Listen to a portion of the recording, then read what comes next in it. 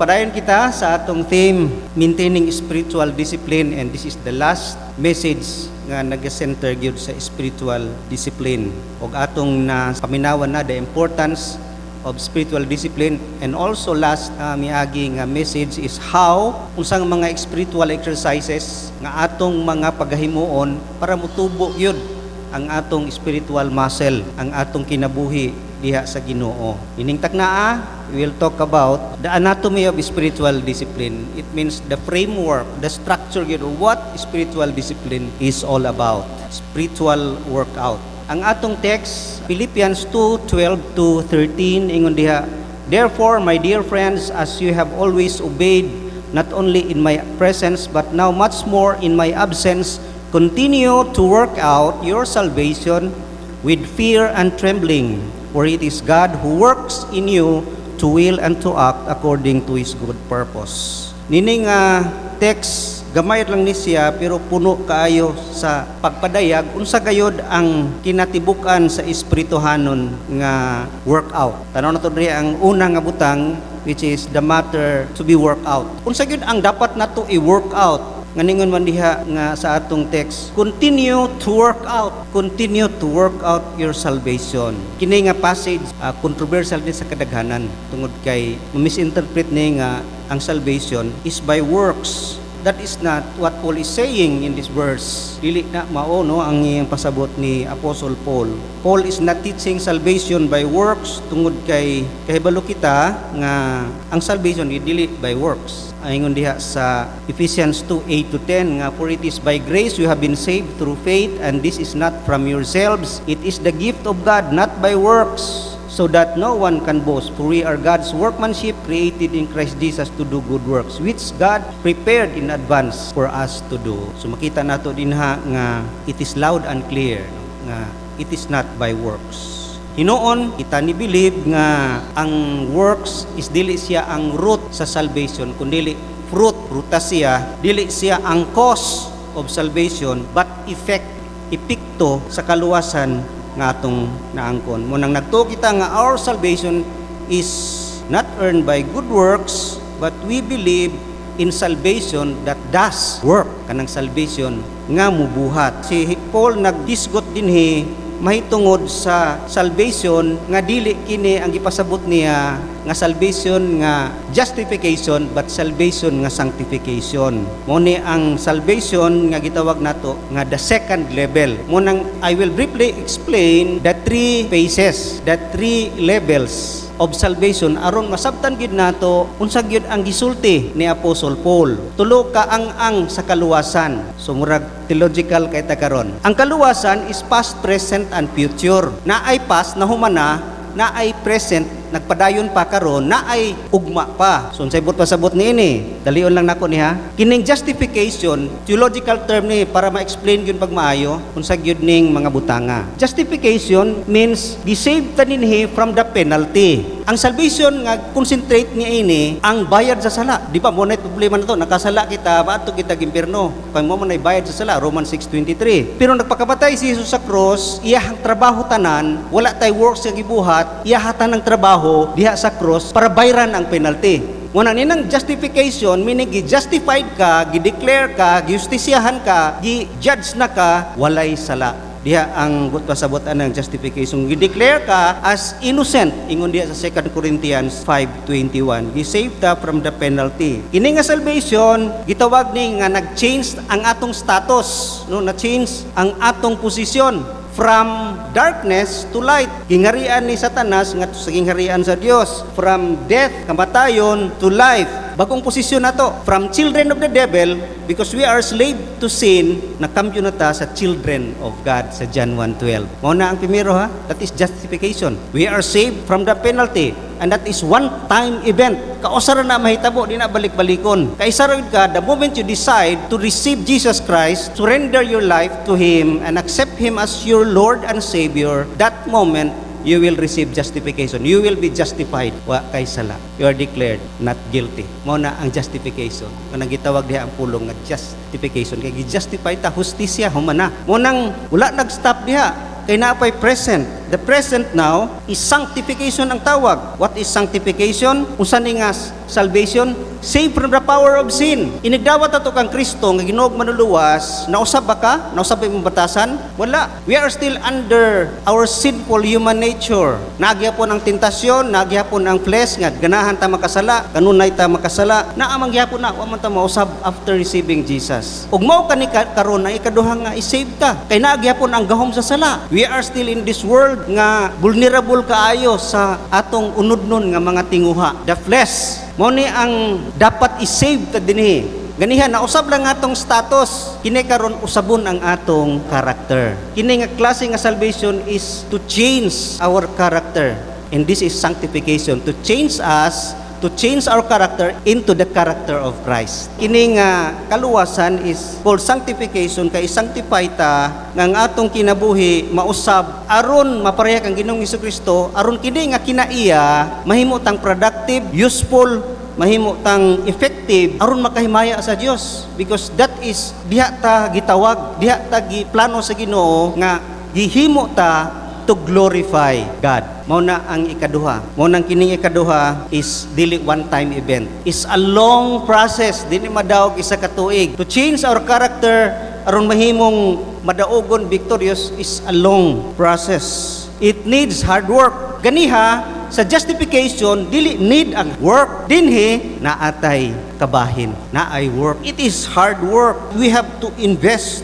put forth effort diha sa atong kaluwasan, sa atong pag-usab sa atong karakter aron kita ma-save from the power, because sin naagyapon, napamangyapon ta sa kalibutan. Mao na ang sanctification. And lastly, future is gitawag ni sa theological term glorification. Kay kini nga save is save from the presence. Nganuman, kaya kining glorification dito naman ni sa langit. Di man ni mahitabo diri. Pag dito na ka sa langit, wa naman ang presence sa sala dito. So di nagigakasala. Kung sa gi-change ri ang place, wa naman ta sa kalibutan, tuwa na ta sa langit. Glorification ang tawagan na. Mao nang tinuod nga explanation sa salvation. Nganong tulo ka ang past, present, future tungod kay mao ni ang iyahang i-change sa atong kinabuhi. So ang penalty wala na, di na ka maimperno, pero the next is you have to grow sanctification aron kita gyud paka-experience og glory nga nindot kayo atong welcome didto unya sa langit.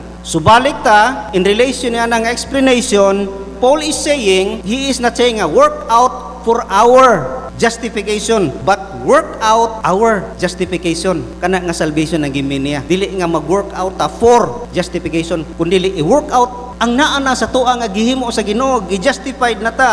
Justification is a complete work inside us. Sa sulod man nato, mo nang wagani pa nausab ang atong gawas, kay ang sa sulod may nausab no sa atong kinabuhi. Nga justified kita. Og naa naman na nga sulod, kinahanglan na mapagawas. Kinahanglan na makita sa gawas, outward sa atong kinabuhi. If we have the Lord Jesus Christ, kinahanglan siya magawas. Muna yung diha, work it out para gyud magawas ang karakter ni Jesus Christ. Carry it out. Nakadawat naman kaana justification. Carry it out. Put it to use. Gamita ka na. Sama ka ng tagaan ka og bisikleta libre, sakyi na, padagana. Use it.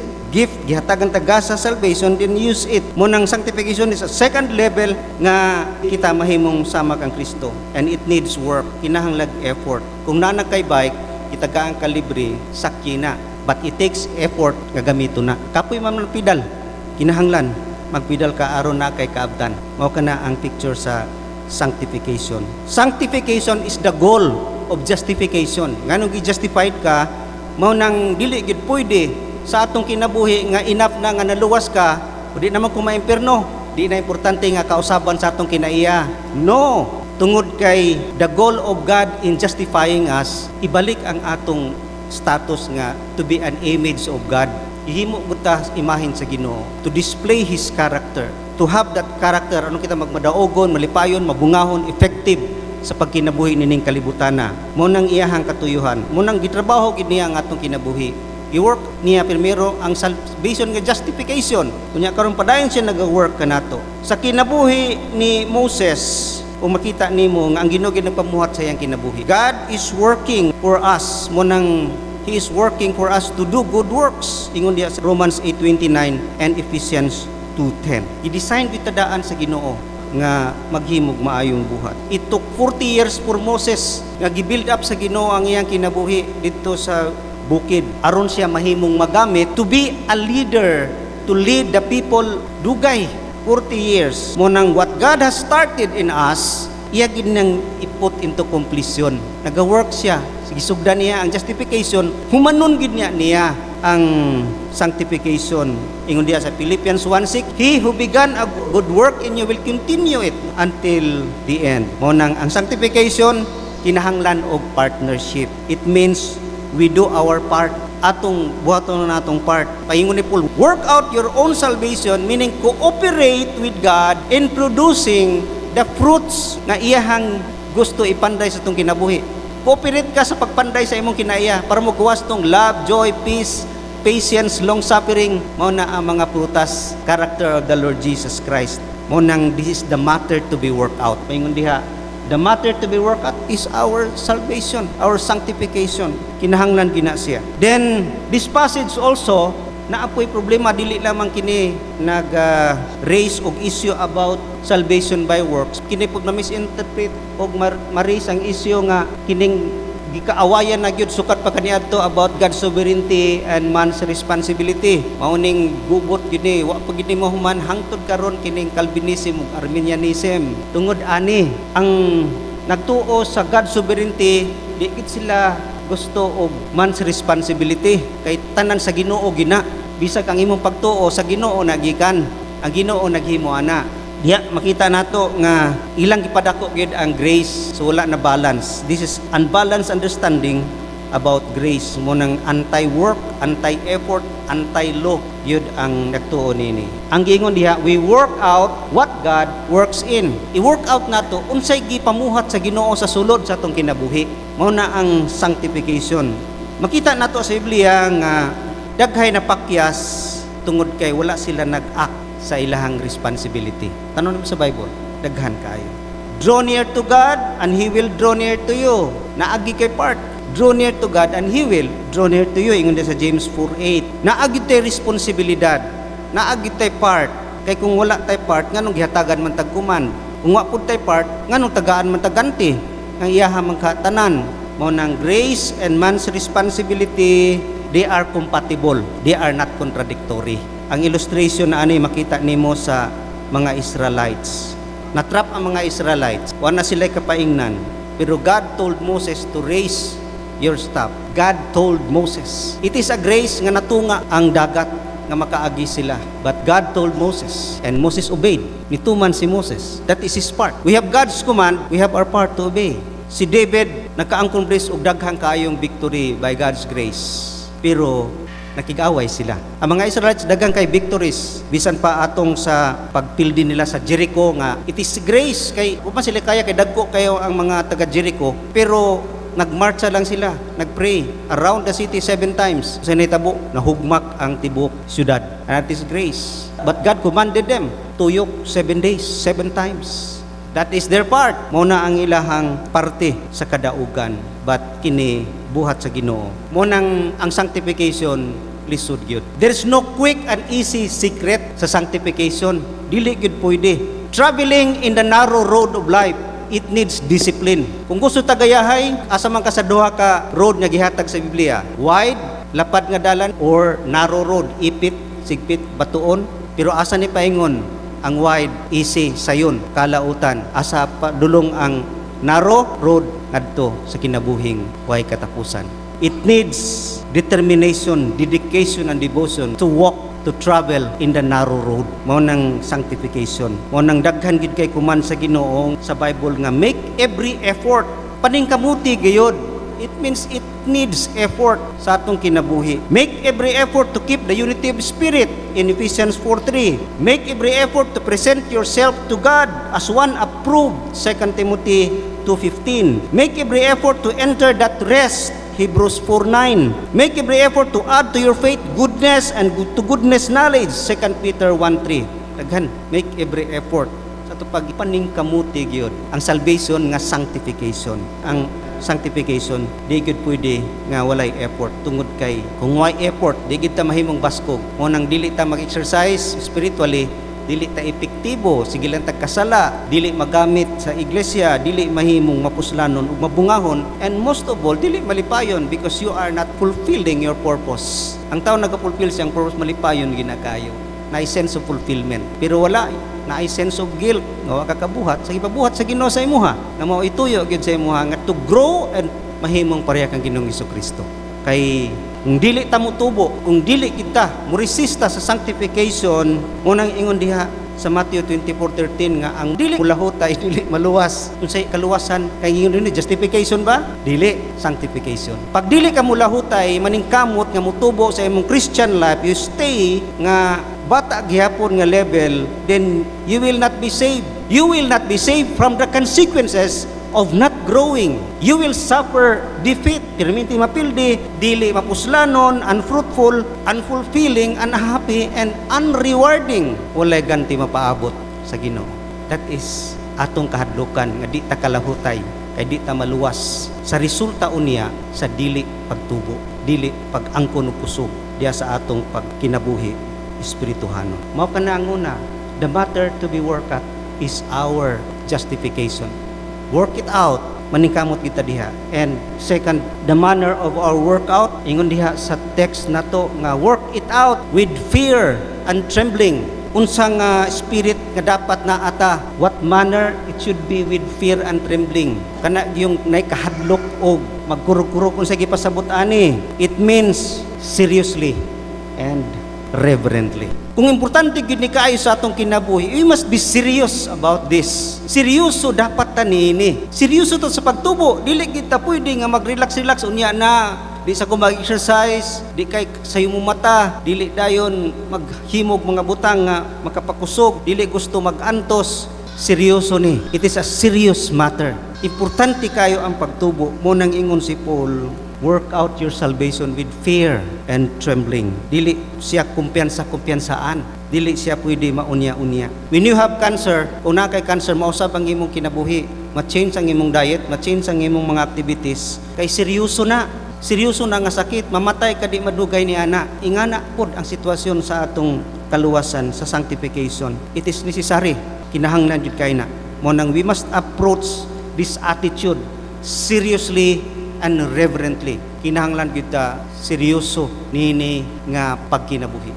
Di kita dapat mag-relax-relax sa atong pagtubo diha sa atong espirituhanong kinabuhi. And lastly, the master of our workout. Sa atong text, ingon diha sa last nga verse, sa 13, for it is God who works in you to will and to act according to His good purpose.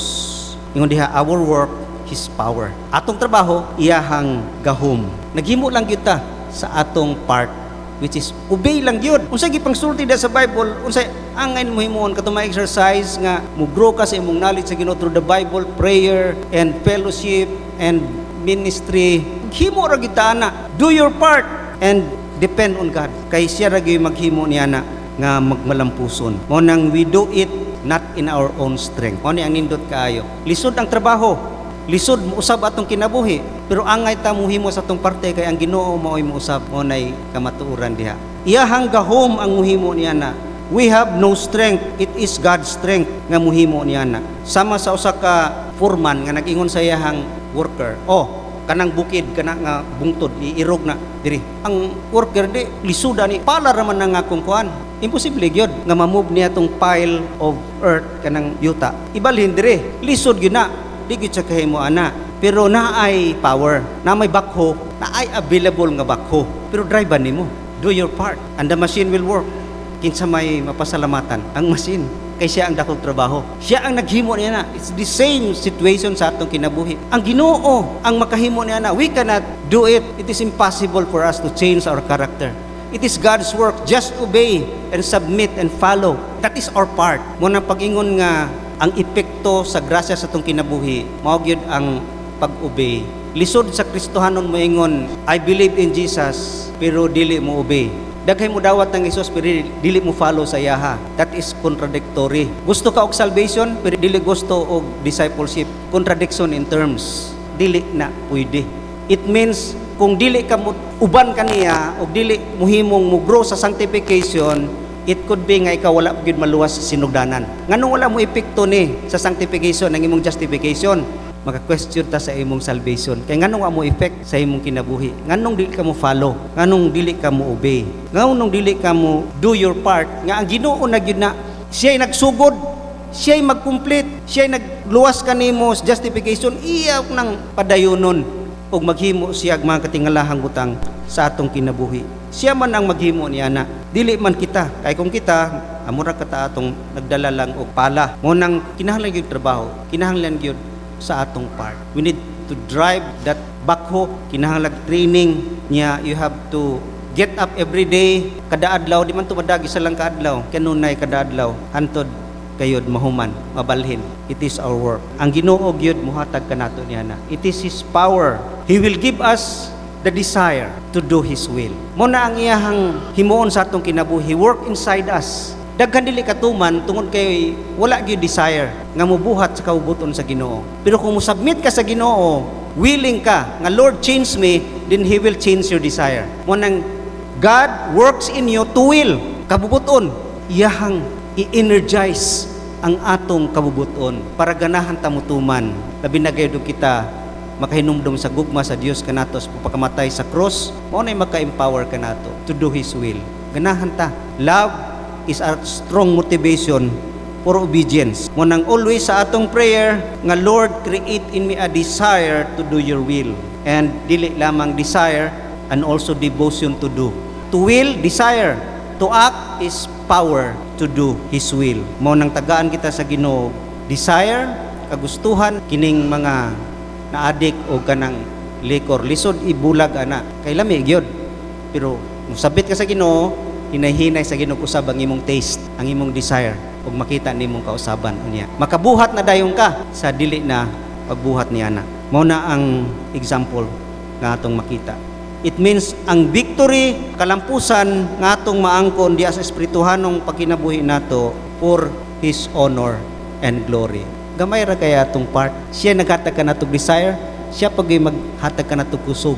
Strength ang desire ang iyang ihatag kanato aron makahimo ta sa pag-usab sa atong kinabuhi. I-provide na gid niya ang tanan nga murabag sa atong pagkinabuhi, murag Scrabble. Duha kag Scrabble, naa na tanan diha ang litra, naaman diha ang litra tanan. Imura man nang i-arrange. Naa diha ang litra tanan nga para mahimong obedience, faith, grace, mercy, love, naa diha. Imon lang nang i-arrange nga ibutang didto. Murag gid na atong part. O nang God will energize our spiritual desire. Then also, our work is work and also for His pleasure. Ingon diha, according to His good purpose. Purpose gid sa Ginoo nga usabunta. Mao gid nay purpose niya nganong gisave ta niya. Wa gid niya gisave para di ta maimperno. Gisave ta niya to bring back that purpose sa atong kinabuhi nga to be an image of God. Mao man nay una nga purpose nga gi-create ang tao. He created us in His image. Ug mabalik ka na pinagi sa atong pag-cooperate sa pag-usab sa atong kinabuhi because that is His pleasure. Ikalipay niya ug malipay gani ang Ginoo sa atong kinabuhi, nindot kay gyud ang resulta sa atong kinabuhi. We have that spiritual vitality. Vitality is ability to enjoy life instead of being stressed sa mga butang nining kalibutan. Ability to have peace bisan pa niining kalibutan nga nagkaguba, nagkalisod ug nagka daot-daot na tungod sa sala. Let us pray.